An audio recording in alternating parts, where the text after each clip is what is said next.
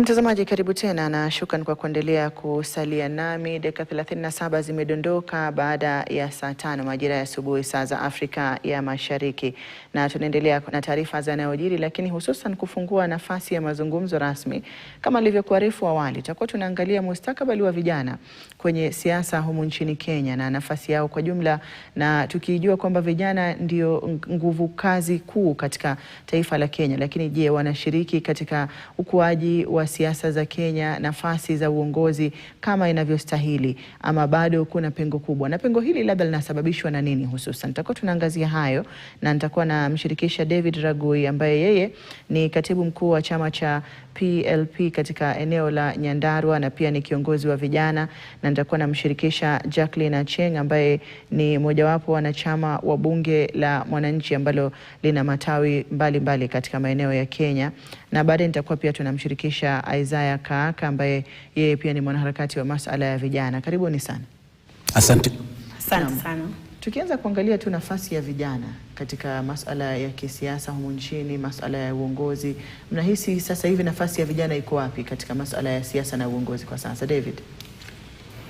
Okay, asante sana.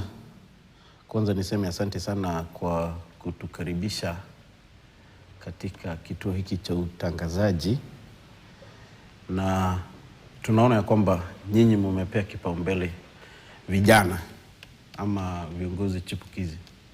Sasa hizi vijana kwanza huwa wanawekwa kando kidogo katika nafasi ya uongozi, kutoka pale chini mpaka uongozi wa kitaifa. Na saa hii ni vyema tulete mapinduzi kidogo, kwa sababu hata waliopigania uhuru wa taifa, mataifa tofauti tofauti, vijana ndio walikuwa mstari wa mbele. Kwa hivyo ni vyema vijana saa hii washirikishwe vilivyo, ili tukomboe taifa hili letu na taifa hili letu liweze kusonga mbele. Kwa hivyo mimi kwa mtazamo wangu naona bado vijana hatujapewa nafasi kikamilifu. Yeah. Kuna tofauti ya kupewa nafasi na kushiriki. Vijana wenyewe wanashiriki katika kiwango gani kwenye hizi nafasi ambazo zipo? Kwa sababu kikatiba nafikiri kuna nafasi ambazo zimetengewa vijana, na kuna pia nafasi huru katika baadhi ya nyadhifa ambapo vijana wanaweza wakajitokeza na wakachukua zile nafasi. Vijana wenyewe wanashiriki kwa kiwango gani katika masuala ya siasa humu nchini? Kwanza wacha nikuambie, vijana wamejitolea kushiriki, lakini kupata hiyo nafasi inakuwa ni nadra sana, ama inakuwa ni ngumu sana. Kwa sababu kitu ya kwanza katika ulingo wa siasa ama katika fani ya siasa, lazima wewe uko na kakitu. Utajituma vizuri sana, lakini ikifika ni kupewa ile nafasi ya kuongoza ama kuchaguliwa, lazima uwe na kakitu ama uwe na pesa. Vijana wengi wamejitolea muhanga kuingia katika ulingo wa uongozi, lakini kupata hiyo nafasi kwa sababu ya pesa, upungufu wa pesa, unakuta ya kwamba hawapati hiyo nafasi. Ni mara chache sana utaona ya kwamba vijana wamepewa hiyo nafasi hivyo tu bure. Kwa mfano mimi nimepewa nafasi yenye mimi nimekalia kama katibu wa chama cha PLP gatuzi la Nyandarua. Nimepewa kwa kujituma, kwa sababu mimi huwa najituma vilivyo pale chini. Lakini ikikuja ni upande wa kuchaguliwa, unaona ni jambo lingine tofauti. Kwa mfano tuseme saa hii nataka kiti cha seneta.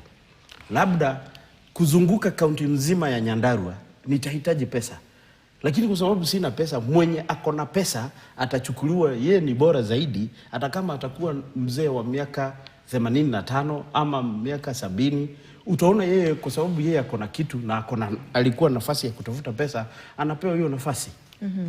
Jacqueline, unakubaliana na David katika kuangalia nafasi ya jinsi vijana wanashiriki hususan katika kiwango gani kwenye masuala ya siasa humu nchini? Asante sana. Kwanza nasema asante kwa kunikaribisha KTN. Kwa majina naitwa Jacqueline. Mimi nawania mimi ni mobilizer walinda mwananchi young women. Nakubaliana na ndugu yangu.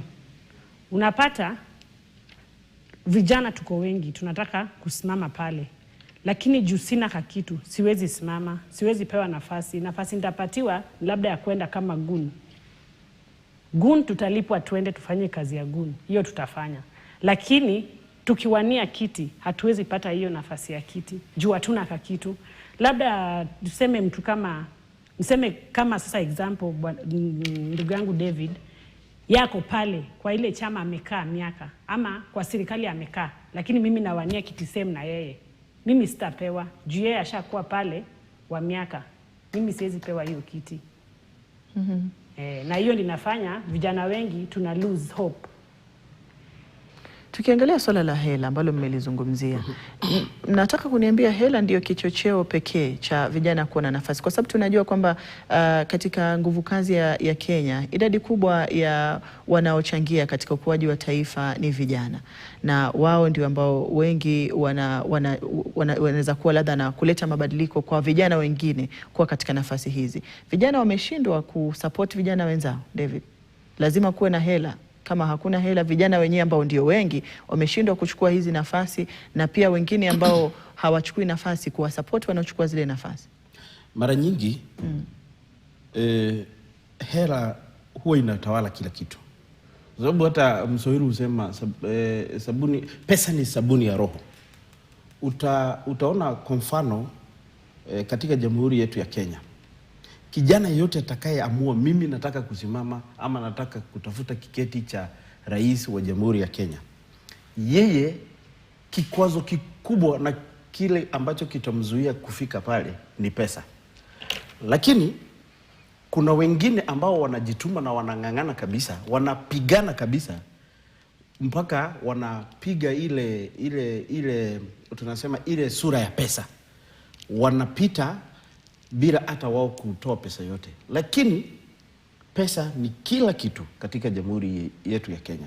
Utaona ya kwamba kama saa hii siasa zenye tuko nazo saa hii ambazo ni siasa potovu sana, sisi kama vijana, wewe ukiwa kiongozi mwenye akona akili timamu, kiongozi mwenye maadili mema, kiongozi mwenye akona maono ya kubadilisha taifa hili letu ama kubadilisha eneo bunge, county, wadi, utaona ya kwamba mwenzako mwenye hana akili, yeye akona pesa, anakutumia vile dadangu hapa amesema, analipa hao maguni, wanakuja wanakufanya wewe uwezi ukapeana hoja yako kwa mwananchi.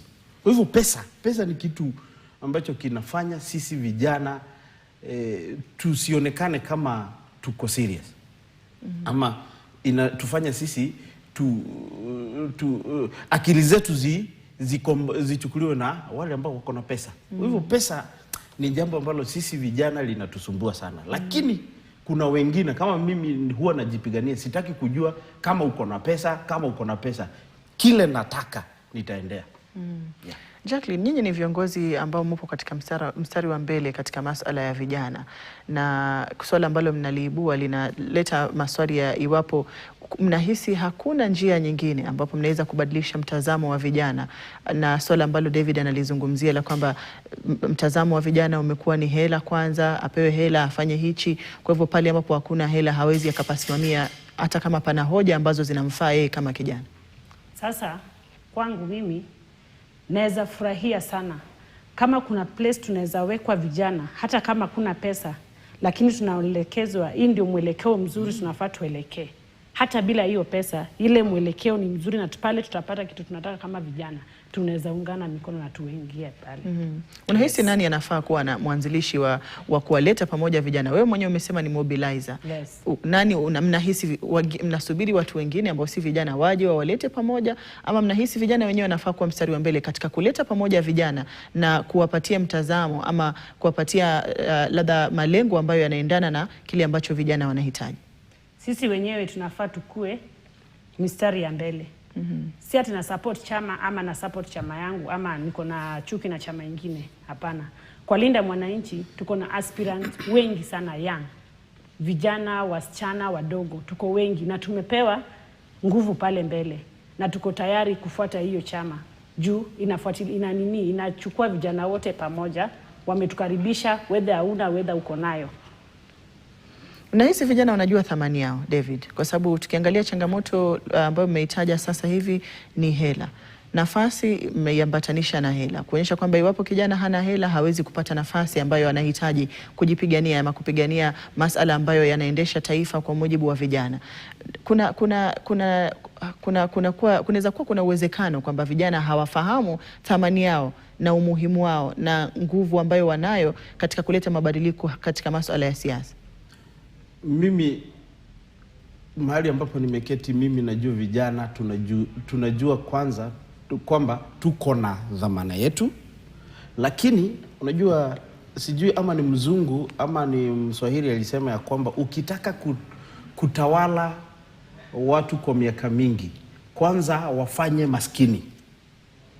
Wafanye maskini, usiwapee elimu na usiwapee chakula. Hao watu utawatawala kwa miaka mingi. Hizi serikali yenye tuko nayo sahihi imefanya vijana wetu, wale ambao vijana wengi wamesoma, wako na masomo ya kutosha, lakini ni maskini. Dhamana ya hao vijana imeanguka bei kwa sababu kwa mfuko hakuna kitu.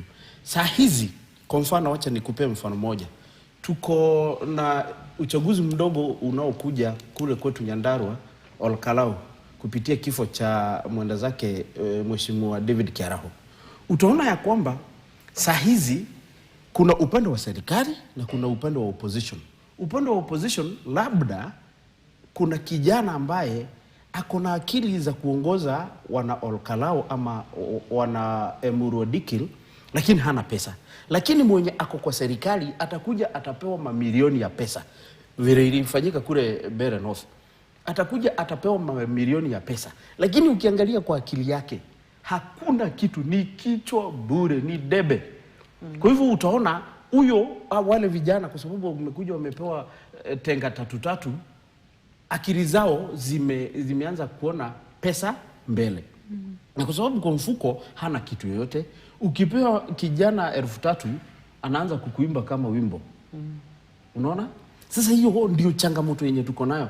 I wish hao watu wetu na hasa wenye ambao wataenda kuchaguana, kwanza wanaketi chini, wanapiga msasa kila kiongozi. Hata kama wewe ni mzee, hata kama wewe ni mama, kijana, wanaketi wanapiga msasa kiongozi wao. Wasiangalie pesa. Wakiangalia pesa, pindi tu huyu mtu atakapoingia, lazima, kwa sababu hii ni biashara, ni karata ya pata potea, lazima atarudisha pesa yake. Jacqueline, unalipenda kuongezea kuhusiana na anayozungumzia David, kujua thamani. Kuna umuhimu gani vijana waanze kujua thamani yao? Kwa sababu wao ndio wengi, wapiga kura asilimia zaidi ya 35 ni vijana. Tukiangalia katika ile sajili ya IEBC ya mwaka 2022. Na tunaangalia hao ni zaidi ya wapiga kura milioni 8. Na sasa hivi vijana wanaosajiliwa kama wapiga kura wapya pia ni wengi mno. Kipi ambacho kinahitaji kufanywa vijana wajue thamani yao, waweze kujua kwamba mimi naweza, kura yangu ina nguvu ya kubadilisha maisha na uongozi ambao upo kwa sasa? Kitu ya kwanza ni sisi vijana tushikane, vijana kwa vijana. Tujue huyu kijana mwenzetu tutamfanya aje ndiye apite pale. Tunafaa tujue kama ni support, tupeane sisi wenyewe vijana kwa vijana. Juu wazee wametusahau. Wenye wako kwa serikali already washatusahau sisi watu wa chini. Tushikane mikono, tufocus, tujue huyu David ni mwenzetu, anataka kiti gani, tumpige support kivipi. Hivyo tu. Kwa hivyo vijana wakiamua wanaweza. Tutaweza. Tena tukiamua tunaweza hata hiyo bila hiyo shilingi. Ni venye tu sasa hiyo pati ya kutukaribisha bila hiyo pesa ndio hatuna. Hiyo pati tu ndio hatuna yenye itatukaribisha bila pesa. Lakini vijana tukiamua hata presidential tunatoa. Ama ni aje David? Hiyo ni kweli. Na tunatoa tuna vizuri sana. Hata hebu angalia uone. Mnamo mwaka wa 2024 kulikuwa na vuguvugu la vijana wa Gen Z. Tulijitokeza vizuri sana. Hapo mbeleni watu walikuwa wanadhani maandamano huwa yanafanyika hapa Nairobi. Kule kwetu Nyandarua, tauni zote zilikuwa na maandamano.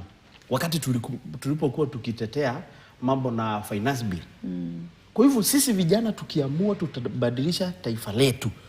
Tutabadilisha. Tukipewa hiyo pesa, Wewe kula, lakini pale kwa debe utakuwa peke yako. Jua ni nani utachagua.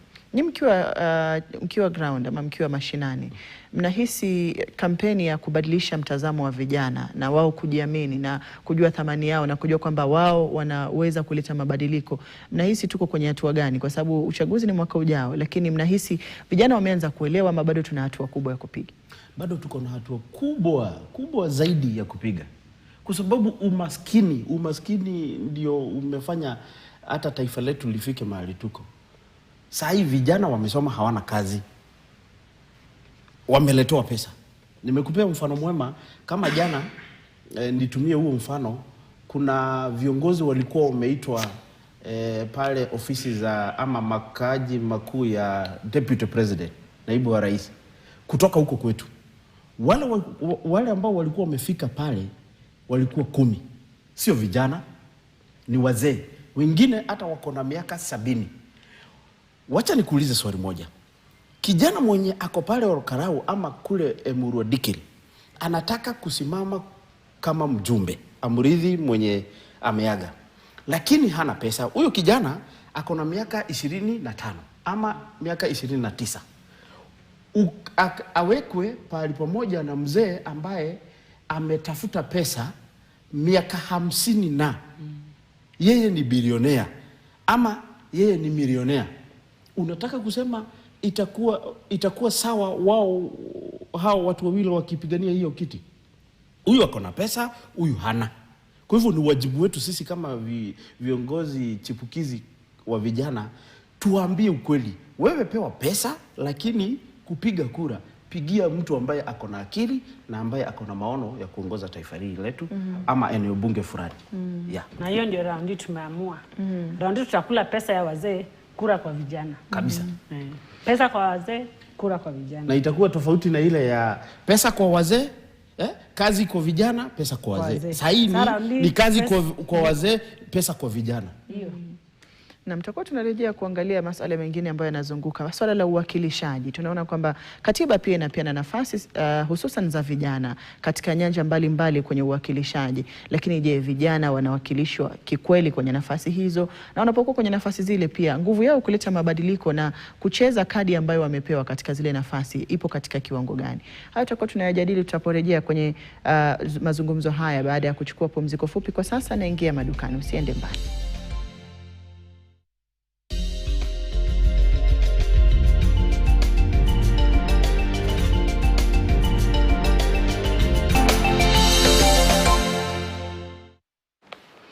Karibu tena mtazamaji, na shukrani kwa kuendelea kusalia nami tukiwa tunaendeleza mazungumzo kuhusiana na mustakabali wa nafasi ya vijana katika siasa na kuangazia kwa sasa vijana wanashiriki katika masuala ya uongozi na siasa kwa kiwango gani, na pia kutatua changamoto zilizopo ambazo tulikuwa tumesikia wageni wakizitaja awali ambazo zinawazuia vijana kuchukua nafasi za uongozi na kupigania nafasi zao katika nyadhifa za siasa na uongozi. Na mhusisha David Ragui ambaye ni katibu mkuu wa chama cha PLP huko katika eneo la Nyandarua, na pia yeye ni kiongozi wa vijana, na anaendelea kumshirikisha Jacqueline Achieng ambaye yeye ni mmojawapo wa vijana na kina mama wanaoongoza kundi la vijana katika vuguvugu la Linda Mwananchi. Karibuni katika sehemu ya pili. Asante. Tukiangalia nafasi ya vijana na uwakilishaji wa vijana katika vyama vya kisiasa, tukijua kwamba kuna sheria ambazo zinawapatia vijana nafasi kwenye nyadhifa za uongozi kwenye vyama vya kisiasa, iwe labda ni uongozi wa maalum ile nominated ama ni uongozi wa kuchaguliwa. Nafasi ya vijana ipo katika kiwango gani? Tumeridhika nayo ama zile ambazo zimewekwa wazi katika katiba na katika labda masuala ya vyama na sheria na kikatiba zipo zinatosheleza ama tunahitaji kutengwa nafasi zaidi za vijana? David, sisi kama vijana bado hatujaridhika upande wa viongozi upande wa vijana katika kutengewa nafasi. Kwa mfano nitakupea mwaka wa 2022 uchaguzi uliopita. Utaona ya kwamba kuna bunge 4 pale ambapo vijana nafasi ya vijana wametengewa. Kwa mfano bunge la county, bunge la kitaifa, bunge la seneti na bunge la Umoja wa Afrika Mashariki, si ndio? IALA. Wale ambao walipewa nafasi za kuteuliwa ni vijana? Hilo ndio swali huwa tunajiuliza. Saa hii vijana, hata tukisema tuko kadi, kuna mambo mingi sana tunaangalia. Yale ambayo yalifanyika mwaka wa 2022 na yale yatakayofanyika mwaka wa 2027. Hayo mabunge, ni vijana walichaguliwa kweli? Ama ni vijana walipewa ile nafasi ya kuwakilisha vijana? Kwa mfano, mimi nitasema saa hii chama cha ODM, utaona kiongozi wa vijana ni mzee ako na miaka 84, 85. Ati huyo ndiye youth leader. Ingia chama cha, kuna chama kingine niliona ati kiongozi wa vijana ni mzee. Hapo hakuna uwazi katika uteuzi wa nafasi ya vijana. Mfano nikupe kiongozi mwingine ambaye aliteuliwa ati anasimamia vijana. Kuna mama mwingine ametoka Murang'a, amepewa nafasi hiyo na chama cha Jubilee, ati anasimamia vijana, na yeye alikuwa mwakilishi wa wanawake bunge la Murang'a. Saa hiyo amepewa nafasi ati yeye ni kijana, ameenda bunge kutetea maslahi ya vijana. Saa hiyo huyo ni mtu amefikisha miaka 45. Hapo kuna haki kweli?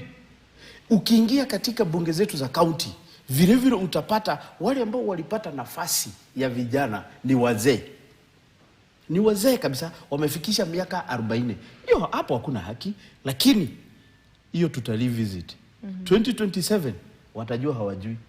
Jacqueline, maoni yako ni yapi kuhusiana kwanza na nafasi ambazo zimetengewa vijana kwenye vyama ambazo ni sheria ambazo zimewekwa katika katiba, na nafasi za vijana zimetengwa kwenye nyadhifa mbalimbali, lakini pia na uwakilishaji halisi? Kuna ukweli, ni kweli kwa vijana wanawakilishwa kwenye zile nafasi walizotengewa, ama ni kama anavyosema David kwamba waliopo katika zile nafasi hata sio vijana? Ninapoanza kwa hizi chama zote tuko nazo, hakuna kijana ako mbele hata mmoja. Wote ni wazee. Lakini pale unasikia pale ni vijana. Ndio maana raundi tumeamua kama ni hizo pati zote tutashikana vijana wote wa hiyo kila pati na tuform pati moja. Ndio maana nawaambia afadhali tukaribishane kwa hii chama yetu ya Linda Mwananchi, ni pati ya vijana. Na kama nimekosea David, na hebu nikosoe. Hiyo pati yetu hakuna mzee, ni vijana peke yake. Na tunawakaribisha hapo David, kuja hapo tutakupatia cheo. James Orengo ni kijana kweli? Ama tunazungumzia Linda Mwananchi? Wacha nikwambie. Sababu umesema hakuna mzee hata mmoja, tunaangalia waliopo. Huyo lazima tu akue hapo juenda na tupa direction. Ama ni kijana mzee. Lakini yeye si youth leader, tujamweka kama youth leader ama party leader ama nini. Kwa hivyo tukiangalia katika uwakilishaji wa nafasi za vijana, nafikiri nafasi za vijana na uwakilishi wake zinakwenda mara nyingi sambamba na nafasi za wanawake. Kuna uhalisia ukiangalia vyama na nafasi ambazo zimetengewa vijana, kuna uhalisia. Na labda ni sababu zipi ambazo zinachangia kustokuwa na ule uhalisia wa kwamba hii ni nafasi imetengewa wanawake, vijana, labda na watu wenye mahitaji maalum ama walemavu, lakini labda sio uhalisia wa jinsi ambavyo nafasi zile zinatolewa? Jacqueline, ni hiyo tu yenye tulikuwa tumeanzisha mwanzo tukisema maneno ya fedha. Hiyo tu peke yake ndio inaturudisha nyuma. Lakini nafasi zimetengwa kisheria, kwa hivyo kama ni haki yenu, inamaanisha aidha kuna utepetevu katika viongozi wenye wanaoteua nafasi hizo. Wenye wametusimamia party ndio wabaya. Na hatua ni zipi? Nafasi. Hatua ni zipi ambazo mnaamua, mnaona mambo yatakuwa vipi tofauti? Kwa sababu umezungumza na Ari ya kwamba sasa hivi mnakwenda kuwa tofauti na mnaanzisha movement ambayo ni tofauti katika kuweka mbele nafasi za vijana na kina mama. Malengo yenu ni yapi? Mtazamo ni wapi? Agenda ni ipi? Kwamba sasa tunakwenda kufanya mambo tofauti, na hizi nafasi ambazo awali vijana hawakuwa wanazipata ama hawakuwa wanatengewa, sasa watakuwa wanazipata. Ni ile tu tushikane vijana na tuongee sauti moja. Tuzungumze sauti moja, tuseme uongozi kwa vijana na tushikane vijana kivyetu. Hiyo tu.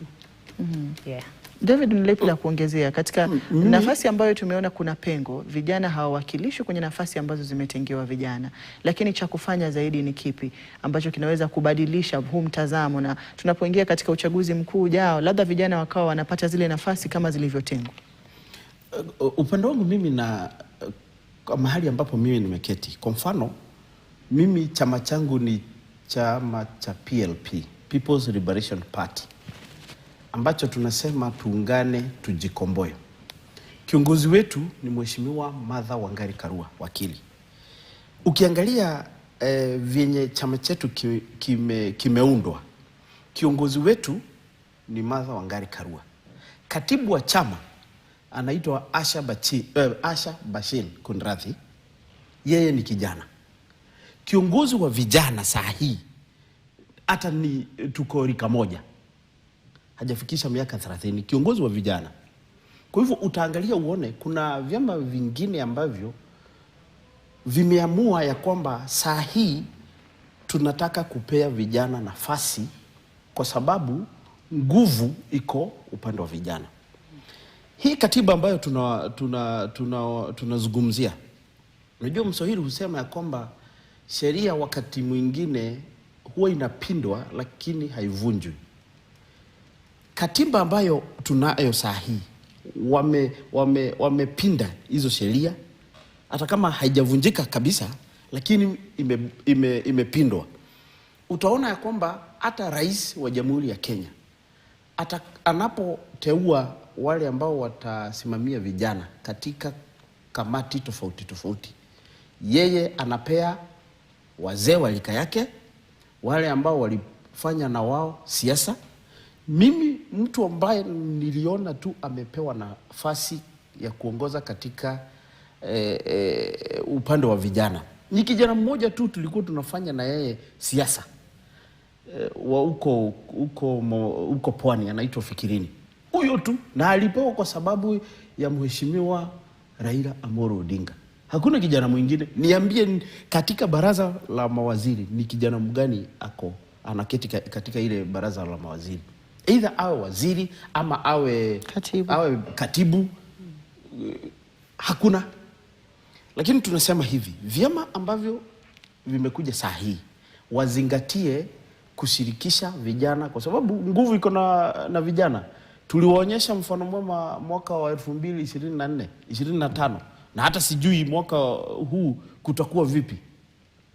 Ni vyema viongozi wote kutoka pale chini, governor. Kwa mfano kule kwetu Nyandarua County tunaongozwa na Mheshimiwa Dr. Keria Badilisha. Yeye alikuja akavunja ile sasa tutasema aje, nitaita aje, ile yoke. Saa hii katika baraza lake ama katika uongozi wake utaona Mheshimiwa Governor Badilisha amepea vijana kadha kuongoza na anakuza vijana. Kwa hivyo ni vyema hata zile gatuzi zingine zote washirikishe vijana. Mimi kwanza nasema hivi, unaona kiti ya diwani ama kiti ya MCA, kiti ya mbunge ipatiwe vijana ambao wako chini wa umri wa miaka 36, ili tujikuze hata sisi vijana. Tuhisi ya kwamba tuko katika ndani ya serikali yenye inatawala ama serikali ambayo itakuja. Jacqueline, vijana wanataka nini? Kwa sababu tunapoingia katika vuguvugu ambalo siasa zimeanza kushika kasi kwa ajili ya uchaguzi mkuu wa mwaka 2027 ambao ni mwaka ujao. Sauti za vijana zinataka nini? Kipi ambacho vijana wamekosa sasa hivi na wanasema tunapoingia katika awamu mpya na nafasi mpya ya kuingia katika mabadiliko kwenye uongozi kwa vijana, hiki na hiki na hiki ndicho ambacho tunapea kipaumbele na tunataka? Vijana tunataka uongozi wa haki, na pia tunaomba serikali tupewe uongozi, wasiangalie mifuko.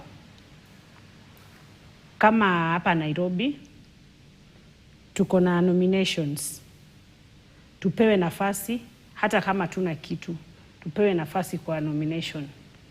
Ikuwe ni ya governor, ikuwe ni ya nini, kila kijana wa make sure wameweka kila kijana kwa kila kiti. Tatizo linaonekana likiwa kwenye uongozi wa vyama anavyozungumza Jacqueline, kwamba uongozi wa vyama hautoi nafasi kwa vijana. Ukiwa ndani ya chama kama kiongozi wa vijana, yapi ambayo huenda mrama yakasababisha kustokuwa kwa hizi nafasi za vijana? Kwa sababu inapofika wakati ambapo lazima kina Jacqueline na vijana wengine wanaongoza vijana waseme tunaomba mtupatie hizi nafasi, kwa nini lazima muombe?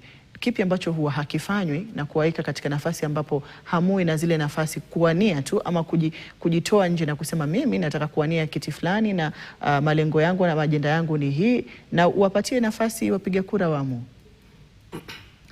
Mimi kulingana na venye sasa, kwa sababu nimekaa chama cha PLP kutoka mwaka wa 2022, kuna mambo kadhaa nimesoma kuhusu vyama vya kisiasa.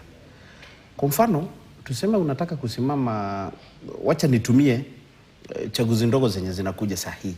Kijana ambaye ako eneo bunge la Olkalau anataka kusimama, utaona yeye anaambiwa ya kwamba ni lazima upeane pesa fulani, na ni lazima uonyeshane ya kwamba uko na uwezo wa kupiga siasa zako kutoka wodi moja hadi wodi nyingine. Na ukijumuisha hizo pesa zote, labda chama kwa mfano kimekuambia, nimesikia siku ingine chama cha UDA kinakwambia utoe 1500 kwa mfano. Ukiwa kama kijana utatoa wapi 1500? Saa hizi nyakati zenye tunaishi saa hii utatoa wapi? Na wewe ni kijana, labda umetoka chuo kikuu, uko na miaka 25, huna hata nyumba yenye unaishi ni ngumu kulipa. Kwa hivyo pesa inakuwa ni tatizo kwa vijana. Ya pili ni wewe unajua nani. Kwa mfano tuseme mimi najua Martha Karua, Rigathi Gachagua, Kalonzo Musyoka, hata William Samoei Ruto. Lakini itadepend ama italingana mimi na yeye uhusiano wangu uko aje, unatoshana aje. Kwa sababu naweza kuwa na kujua jina, hiyo tu imetosha. Lakini huyu kiongozi mwenye ananiongoza labda anajua mtu mwingine mwenye yeye wamejuana kwa muda, na labda alimsaidia mahali fulani, wako na related interest connection, yeah. Unaona, na connection zao, unajipata wewe kijana unajituma, unaona unavunjika moyo. Lakini saa hii ni tofauti sana, hasa chama chetu cha PLP. Utaona viongozi wengi, vijana wengi wameingia chama cha PLP kwa sababu kuna uwazi na kuna nafasi ya vijana. Hata sasa hivi tuko na kijana mmoja wa miaka 26 ambaye anasimama kiti cha mbunge wa Olkalau. Amepewa nafasi na Mheshimiwa Martha Wangari Karua. Jumanne wiki ijayo, on Tuesday, kuna vijana wengine wawili, msichana na kijana, watajiunga na chama na wataenda kutetea kiti cha mbunge eneo bunge la Olkalau. Kwa hivyo ni vyema wape nafasi vijana wadogo, hasa uchaguzi zenye zinakuja na uchaguzi wa mwaka wa 2027. Jacqueline, una yapi ya kuongezea? Unaridhika na nafasi ya uwakilishi kwenye nafasi za vijana? Labda kwa kulinganisha nafasi ya vijana kwenye ugatuzi. David alizungumzia hilo na akazungumzia kwamba hata katika maeneo ya magatuzi, lile bunge la county, mara nyingi unapata waliochukua nafasi zile kama MC ama wawakilishi wadi sio vijana. Ni kwa sababu gani? Vijana wanashindwa kujitokeza ama zile nafasi bado zinakuwa ni ngumu kwa kupata? Nafasi inakuwa ngumu kwa kupata juu ya connection. Kitu waina mata pale ni connection. Umejua nani anakupeleka pale. Ndio maana nasema na bado narudia, chama chetu cha Linda Mwananchi haina ukabila, haina ugatuzi, haina ati sijui ni miaka ngapi ama uko na nini. Pale tunakaribisha kila mtu. Hata juzi tumekuwa Nakuru. Tunataka vijana, tunataka wamama, tunataka wasichana wadogo, hizo miaka tunataka. Sasa tunaelekea Vihiga. Kesho tuko Saturday tuko Vihiga. Tunataka vijana. Sisi yetu ni vijana wakuje, tunaenda Kisumu, bado tunataka vijana. Bora ni kijana amesema anataka kuongoza na hana chama, tumemkaribisha kwa chama chetu, tuingie kwa ile chama, pale tutapata. Hakuna cha letter sijui registration ama nini. Hata wakati tumekuwa Nakuru juzi, Sifuna kamka kasema wenye wanakuwa kwa chama wapeo vijana nafasi, wapeo wageni nafasi kwa stage watu waongee. Naam, hatujapata taarifa kamili wapo Linda Mwananchi ni chama ama bado ni vuguvugu. Nafikiri bado ni vuguvugu, ni chama cha ODM bado. Kwa hivyo kwa kuweza kustompotosha mtazamaji, bado ni chama cha ODM lakini vuguvugu la Linda Mwananchi, tukiwa na vuguvugu lile la Linda Ground. Tukiacha kupigia debe vyama ambavyo mnatoka, tukizungumza masuala ya vijana ambao hawapo kwenye vyama mnavyotoka nyinyi, lakini wanataka hizi nafasi ambazo zipo katika katiba na pia ni nafasi ambazo ni muhimu labda ziwaniwe na vijana kwa sababu ya kuleta mabadiliko.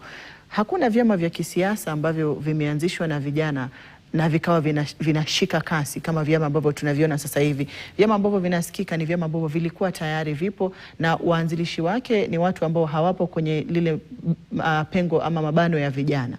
Wametoka kwenye lile kundi la vijana na wameingia kwenye kundi la wazee. Vijana wanaogopa kuanzisha wenyewe vyama vyao na kuanzisha mavuguvugu yao wenyewe na kuanzisha tu msukumo wao wenyewe bila kuwepo na mchango wa watu ambao wametoka kwenye kundi la vijana. Okay, kwangu mimi sababu wanaongeza chama chako si kijana. Wanaongeza vuguvugu la wananchi wapo wengi ambao si vijana. Msukumo unaanza kwa watu ambao sio vijana. Kwa nini wanataka vijana wao wanahusika? Vijana wanatumika kwa sababu wanaweza kuwa wanawatumia vijana kuwa kwenye kitu ambacho wao wameanzisha kwa malengo wanayojua wao. Na vijana wanaweza kuona hilo ama bado wanahisi tu kwa sababu wanaitwa kuingia kwenye mavuguvugu ama kwenye vyama ambavyo havijaanzishwa, kwa sababu mtu ambaye si kijana anaanzisha chama na anakuambia kina maono ya kijana. Anaweza kuwa anaelewa masuala ya vijana akiwa yeye mwenyewe si kijana. Hataelewa. Na nikitoka upande wa chama mahali nimetoka, hata sisi kesho tukiongozwa na Mheshimiwa Martha Karua tutakuwa Kirinyaga na twende Karatina. Hatujakuja kutangaza mikutano ya vyama. Tunazungumzia masuala ya vijana. Na hapo, kama Martha Karua si kijana, anaweza kujuaje masuala yanayomwathiri vijana? Kama James Orengo si kijana, mnawezaje kuamini kwamba yale ambayo wanayaona wao na wanapigia debe yanahusu vijana? Iwapo Matiang'i kuna wengi ambao si vijana na wapo kwenye uongozi wa vyama. Kwa hivyo hatuzungumzii masuala ya vyama kwa sababu mnatoka hivyo vyama. Tunataka kuangalia vijana wanashindwaje kuanzisha wao wenyewe misukumo tu na vyama ama na kuwaleta pamoja vijana wenzao na kuwa na maono ambayo kweli wakisema haya yanasimamia vijana ni rahisi kuamini kwa sababu yale maneno yanatoka kwa kijana. Nikupe siri moja kuhusu chama, kuanzisha chama. Kwanza, kuanzisha chama, kama we ni kijana, ni very expensive. Ni gharama. Lakini mimi niko na siri moja. Na nitaimbia vijana wote hii siri wenye wako ndani ya hizo chama zenye wako. Tufanye hivi. Sisi kama vijana. Kwa mfano, mimi kama coaches David Ragui, Martha Karua nimwambie anisikize. Asikize chenye mimi nasema kama kijana. Nikimwambia mimi nataka utufanyie hivi na hivi na hivi, atusikize. The same case na Kalonzo Musyoka. Wale wengine, William Samoei Ruto, hawa vigogo wetu watusikize, watujenge. Then sisi wenyewe ndivyo tutawaridhi wale vigogo wetu. Kwa mfano ukienda nchi jirani hapa Tanzania ama kule Afrika Kusini, utaona vijana vyama vilianzishwa na wale walianzisha, lakini vijana wanakuja wanazichukua, wanabadilisha zile sura za hiyo chama, inaonekana iko na sura mzuri. Kuanzisha chama saa hii ni gharama sana kwa vijana. Na tumesema tu wakati ambapo tulikuwa tunaanzisha kipindi, tulisema kwamba pesa ni kila kitu. Lazima, kwa sababu kuna process kubwa sana, kuna kuregister, kuna ile naming of the party, the constitution, hizo vitu zote. Na ukiwa kijana na kuambia dadangu, hata tulikuwa na kijana ambaye alikuwa amefanya mzuri sana, anaitwa Morara Kebaso something. Huyu kijana alikuwa na lengo mzuri sana ya kuanzisha chama, lakini ikafika mahali pesa. Acha nikupatie tu mtazamo wa jinsi ambavyo kijana anaweza kuwa ama gharama za kuanzisha chama.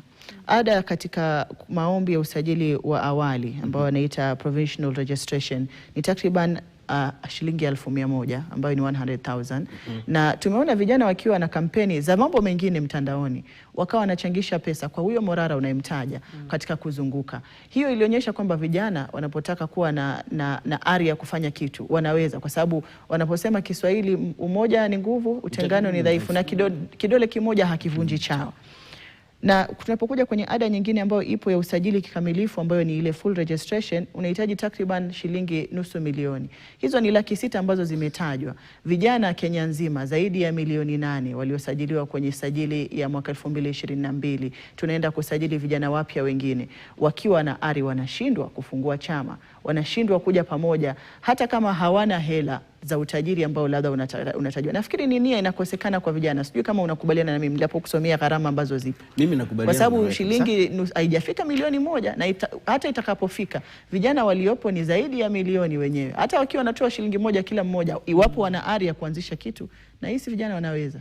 Maoni yako ni? Wanaweza, lakini shida kubwa ni uaminifu.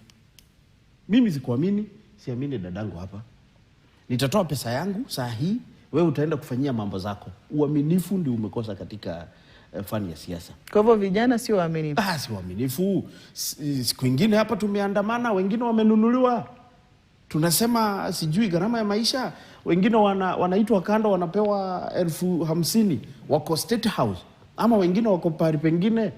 Hapo kuna uaminifu kweli? Katika fani ya siasa hakuna uaminifu. Hata hawa wakubwa, hawa vigogo hawaaminiani. Hiyo ndio tatizo. And that's why unaona sisi tutaishi kutawaliwa na pesa. Jacqueline, vijana wanapokosa uaminifu, kuna future yote, kuna ari yoyote ya kwamba mambo yatabadilika kwa vijana? Kama David anavyosema ndivyo mambo yalivyo, kwamba mnapokuwa mmeamua kufanya kitu kama vijana, wengine watanunuliwa, wengine watahongwa, na mnatoka mkiwa watu 50, mnafika ya mwisho ile safari mkiwa watu 2. Kuna tatizo gani na uaminifu na vijana na msimamo zaidi? Kwa sababu hata si uaminifu zaidi, ni msimamo. Mimi tunaweza ongezea msimamo ndio muhimu. Na tukisha kwa pale tumesimama tutaaminiana David. Tutaaminiana vizuri na kila kitu itaendelea. Na kitu namalizia, mimi nasema vijana tuache kutumika na tusiongoje kupewa nafasi. Tujirushe kwa field, tutafute nafasi sisi wenyewe. Tusiongoje kupatiwa. Mkiongoja kupatiwa utapatiwa na nani? Utaonyeshwa direction na nani? Sisi wenyewe tujitume na tuseme pale ndio tunaenda na tutafika. Vijana wapo tayari kwa siasa za maadili mema, kwa sababu kama ulivyotaja, kustoaminiana, kustokuwa na msimamo. Hizi ni siasa ambazo tumeziona zikiwa zinaendelezwa na kizazi ambacho kimepita kwenye lile bano ama mabano ya vijana. Je, kuna uwezekano vijana wakawa na siasa tofauti? Na pia vijana wenyewe wanajua, wana elimu ya kufanya siasa, ama kukosa ile elimu ya kufanya siasa labda kunakuwa pia ni changamoto, na kuweka nafasi kwa watu ambao sio vijana, ambao wao wana experience kwenye masuala ya siasa, wana uzoefu kwenye masuala ya siasa, wakachukua zile nafasi. David? Mimi kwangu bado mimi ni kijana, yes, lakini sina imani na vijana. Bado imani yangu haijafika, kwa sababu mimi nimekuambia, nimetumia mifano ya chaguzi ambazo zimefanyika. Mojawapo ikiwa Beere North, hiyo nyingine ilikuwa huku magharibi mwa Kenya. Utaona vizuri sana, yes, vijana tumeamua tunaenda kupiga kura. Lakini unawakuta wamesimama pale pembeni. Ukimuuliza umepiga kura, hebu nione kidole chako ama umepiga kura. Hajapiga, anakuambia mimi nasubiri wakati wangu ufike. Inafika asubuhi, jioni, kituo cha kupigia kura kinafungwa. Ukienda unamuuliza kwa nini haukupiga kura, wengine wao hata hawana vitambulisho. Hiyo ndio tatizo yenyewe tuko nayo. That's why mimi nasema ni vyema sisi vijana, viongozi chipukizi, tuanze vuguvugu ya kusomesha vijana umuhimu wa kupiga kura na umuhimu wa kuingia katika nafasi ya uongozi. Tusipofanya hivyo, vijana wengi, kwa mfano sahihi IEBC inasajili vijana ambao hawana kadi ya kupiga kura katika vituo tofauti. ukienda uangalie vizuri utaona vijana bado hawajitokezi. Na tunasema ni sisi wengi. Ukiuliza huo mtu kwa nini hajitokezi, hakuna sababu kuu atakupea kwa nini yeye hajaenda kujiandikisha kama mpiga kura. Kwa hivyo ni wajibu wetu, hata wewe mwenyewe, kwa sababu wewe ni kijana mwenzetu, wakati umeketi hapa unawaambia na mkumbuke risasi yako ni hiyo kadi ya kupiga kura. Mimi nimekupea hiyo mfano na wewe utaangalia utaona vijana hawajaitikia kujituma katika fani ya uongozi na vile vile kuchukua kadi ya kupiga kura. Mimi sina imani sana unless tuwasomeshe na waitikie kwa undani. Hizo ni hoja nzito. Tutakuwa tunaendelea kujadili nia ya vijana, nafasi yao, na wana ari na wanamaanisha kwamba wanataka kuchukua nafasi za uongozi. Wapo vijana wengine ambao wapo kwenye zile nafasi za uongozi wanakosa imani na vijana kwamba wana nia safi ya kutaka kuchukua zile nafasi ama kujitokeza tu kuwepo kwenye nafasi yao kama vijana na kushiriki kwenye siasa za taifa na hata zaidi katika masuala ya uongozi wa taifa. Nitakuwa narejea na mengine mengi na usiende mbali.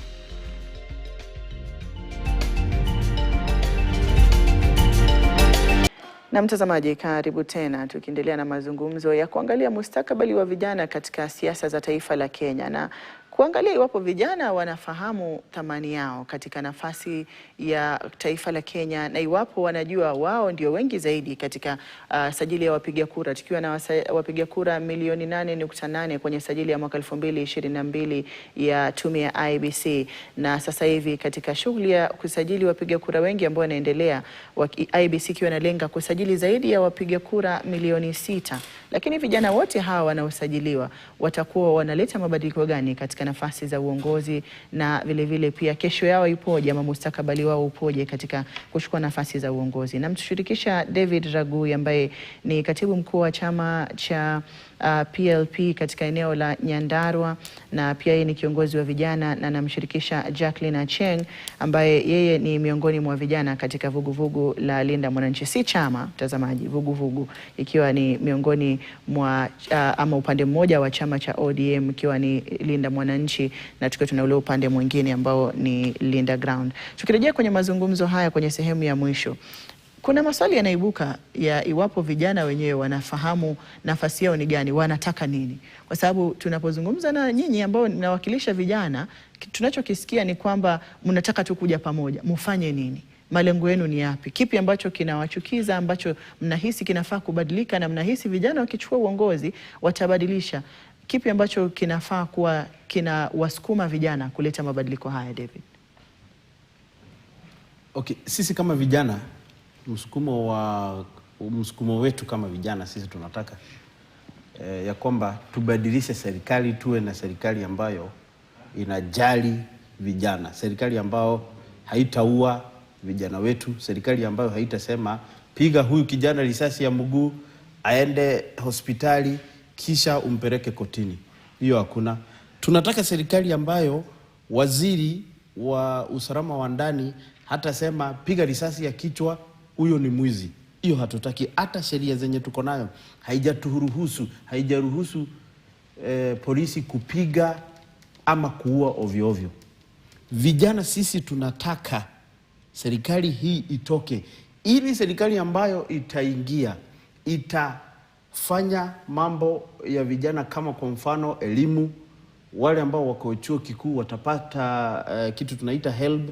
Wale ambao hawana kazi watapata kazi, kwa sababu tumesoma. Sisi ndio wengi, we are the majority. Sisi ndio wengi katika jamhuri yetu ya Kenya, hata ukanda wa Afrika vijana ndio wengi, na tumesoma. Lazima tupate kazi.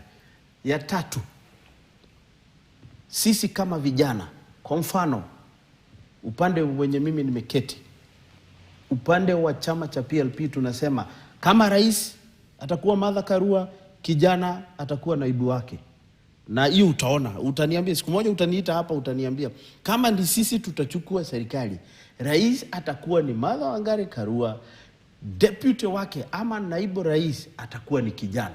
tayari umeshapoteza dira, kwa sababu namaanisha kama kijana mmepeana nafasi ya mtu ambaye si kijana kuchukua nafasi ya uongozi. Ndio maana nawaambia vijana hamna msimamo, kama ulivyotaja wewe mwenyewe ukisema kwamba haona imani na vijana wengine, lakini vijana wanaokusikiza wanakuwaje na imani na wewe iwapo mnazungumzia mabadiliko ambayo yatakuwa yanafaa kuletwa na vijana, lakini mna imani kwamba lazima atakayechukua uongozi awe si kijana na aweze kuwa na naibu ambaye ni kijana. Wacha kabla nikasirike, wacha nizungumze na Jacqueline.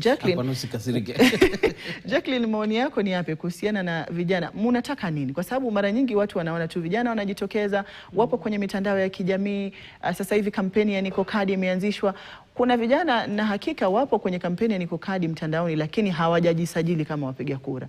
Nini ambacho vijana wanataka? Na vijana wanamaanisha wanachokizungumza, ama wanakwenda tu na msisimko wa mitandao ya kijamii, na wakati ambapo labda wamekula vitu vyao wanahisi wanaweza kuzungumza mawili matatu, wanabwabwaje? Vijana tunataka uongozi bora, na uongozi bora ni sisi wenyewe ndio tujipe pale. Ya kwanza tuangalie maslahi ya wananchi wa chini. Tujue tunafaa tutoe mama mboga pale. Kuna vijana wanafanya pale biashara ndogo ndogo. Tujue hakika tukichagua kijana aingie uongozini, ata lead aje wa Kenya, atatupatia uongozi gani? Kama kijana aingie pale kwa president, na si ati hatuwezi, tunaweza toa kijana moja aingie pale president. Ajue tutoe vijana kwa vurugu, tutoe vijana kwa kutumika, tutoe vijana usiwe unaitwa pale ati wewe enda fanya hivi unalipwa. Hiyo hapana. Tutafute venye uongozi yetu tunaweza badilisha, hata kama ni kusaidiana, kama ni kuchangiana, hiyo pesa ndio tuweke chama.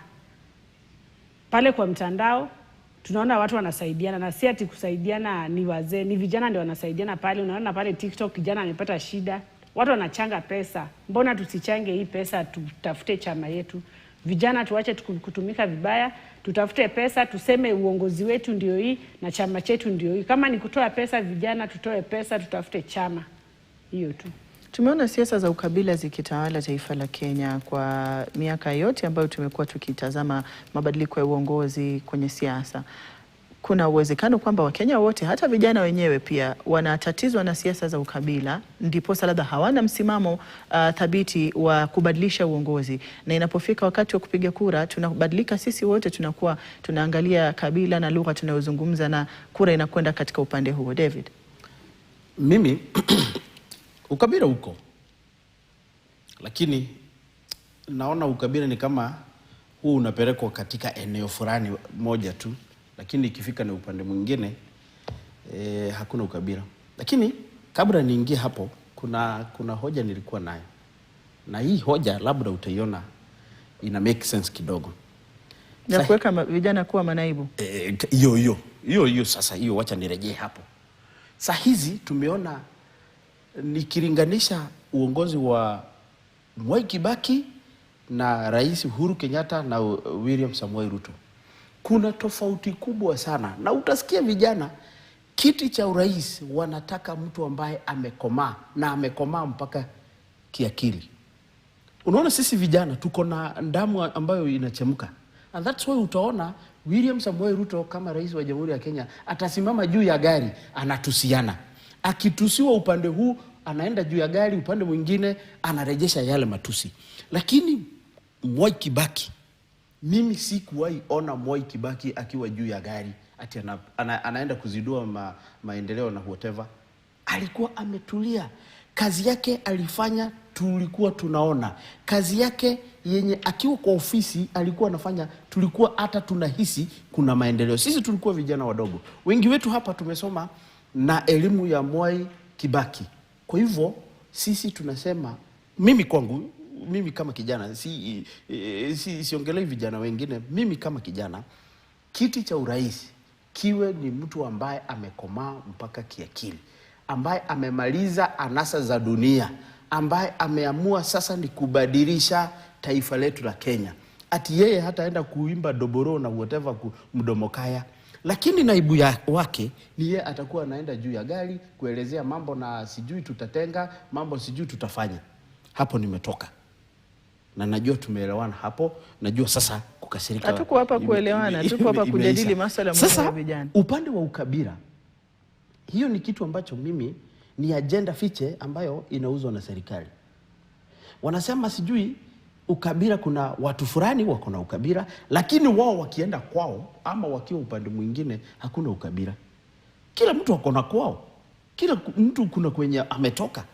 Sisi hata vijana, hata hii vuguvugu ya Gen Z, kila mtu kuna mahali yeye amezaliwa, na ikifika kwenda kupiga kura ataenda kupigia kwao. Kwa hivyo kuna ukweli gani vijana wa Gen Z wanapojitokeza wakisema kwamba wao hawana kiongozi, hawana kabila, wakisema they are tribeless and leaderless, na kauli ambazo unazitoa zinakwendaje pamoja? Mimi hapo unaona upande wa kabila, unavyosema wewe ni kwamba hatuwezi kuepuka ukabila, lakini Gen Z ambao ndio viongozi ambao labda ni wa kesho, kwa sababu tunaona kwamba ni vuguvugu la vijana ambao wanataka kuleta mabadiliko, wanajionyesha kwamba hawana kabila, they are tribeless na hawana kiongozi. Vuguvugu la Gen Z, tuache kudanganyana, ni hawana kiongozi, hapo ni tik, lakini wako na kwenye wametoka.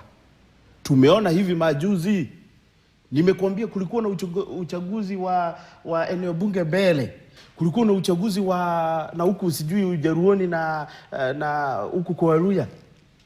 Tuliona vizuri na macho, mimi nilikuwa pale. Ikifika hapo unarudi kwenyu, unachaguana kulingana kwenyu, mnasema aje. Hivyo ndivyo hukuko. Na wewe enda mashinani utaniambia. Kule Mombasa watu wao wanasema sisi wa pwani mambo yetu yataangaliwa vipi. Ukienda kule Bonde la Ufa wanasema sisi ni wakulima, sisi kama watu wa Bonde la Ufa tutaangaliwa vipi.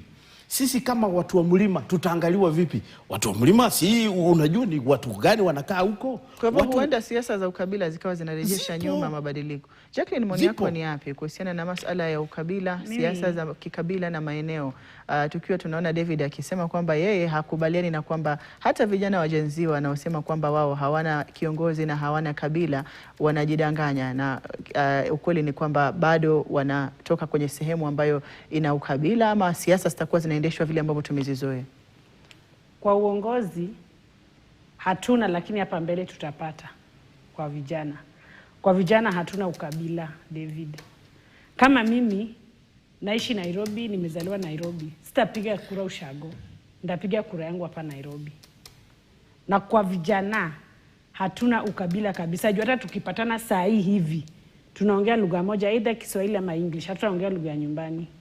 Kwa vijana hatuna ukabila. Lakini kwa msimamo, kwa sababu kukutana kuzungumza, hata sisi hapa tunazungumza Kiswahili. Lakini tukizungumzia masuala ya siasa na vijana, wanapokutana wanazungumza lugha moja ya Kiswahili ama Kiingereza ambazo ni lugha za taifa. Lakini wanapokuwa wanafanya maamuzi ya kisiasa, wanaangalia bado katika taswira ile ile ama wanakuwa na taswira ya kikabila? Hatuangalii ukabila. Hatutaangalia unatoka wapi tukupe kura. Hatuna hiyo ukabila kwa vijana. Tunapiga kura kulingana na sauti yetu. Labda kwa Jacqueline anazungumzia zaidi kwa sababu yeye ni mpiga kura wa kaunti ya Nairobi. Na nafikiri tunajua sote kaunti ya Nairobi ni jiji kuu, kwa hivyo lina mchanganyiko tu wa mseto wa watu kutoka maeneo mbalimbali ambao ni wapiga kura hapa. Unahisi taswira hii itakuwa kwenye maeneo ya mashinani ambapo vijana wametoka kwenye maeneo ambapo labda kuna jamii fulani inatoka eneo hilo na jamii nyingine inatoka eneo fulani? Taswira kama hiyo kwa vijana ambao pia tunawategemea wawe na mchango kwenye mabadiliko haya, lakini hawatoki kwenye maeneo ambayo yana mseto wa jamii, kwenye maeneo ya miji ama jiji. Kulingana na mimi, na hapo venye nimesema, ukabila ni mojawapo ya mambo ambayo sisi kama vijana tutapigana naye, kwa sababu ukabila upo. Na hata ukiangalia katika venye serikali imetengenezwa, hata wale ambao wanatuongoza wanatuambia sijui jamii hii nimeiweka hapa, jamii hii nimeiweka hapa, jamii ile nimeiweka hapa. Hivyo dadangu, sisi kama viongozi chipukizi ni wajibu wetu tupigane na ukabila. Wewe ukiwa hapa Nairobi, labda hapa kuna mchanganyiko wa watu tofauti tofauti, lakini wale wengi wako huko mashinani.